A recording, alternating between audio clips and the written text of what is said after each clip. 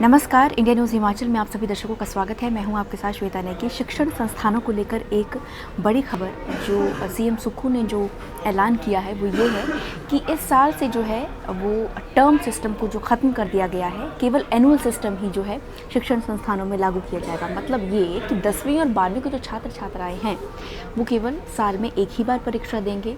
Term system को ख़त्म कर दिया गया। टर्म सिस्टम के तहत क्या किया जाता था कि साल में 3 बार परीक्षाएँ होती थी, तो इस बार एनुअल सिस्टम के तहत जो है वो परीक्षाएं की जाएंगी। तो बहुत शिक्षण संस्थानों की ओर से, बहुत स्कूलों की ओर से, बहुत अध्यापकों की तरफ से ये प्रस्ताव लाया जा रहा था, जिस प्रस्ताव पर अब जो है सीएम सुक्खू ने जो है वो मुहर लगा दी है।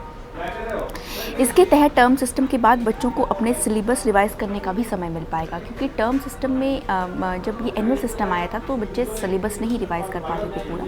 पर जब से ये सिलेबस टर्म सिस्टम के तहत सिलेबस पूरा रिवाइज़ नहीं किया जाता था, क्योंकि जो शिक्षण संस्थान थे, जो स्कूलों में होता था वो सेमेस्टर वाइज कह सकते हैं कि छोटे मतलब कुछ चैप्टर्स को लेके ही बात की जाती थी। पर एनुअल सिस्टम में क्या होगा, आपका जो रिवाइज़ है पूरा सिलेबस जो है एक साथ रिवाइज़ हो जाएगा। तो इसके लिए क्या हो जाएगा, बच्चों को एक सहूलियत मिलेगी। इसी के साथ ही ये भी कहा गया है कि बच्चों का जो है वो कई समय का जो महत्वपूर्ण समय है वो बर्बाद हो जाता है, जिसके कारण चलते जो है एनुअल सिस्टम को रिवाइज़ नहीं किया जा सकता था। सीबीएसई बोर्ड ने पंजाब हो, हरियाणा हो, हिमाचल हो, वहाँ पे एनुअल सिस्टम लागू है।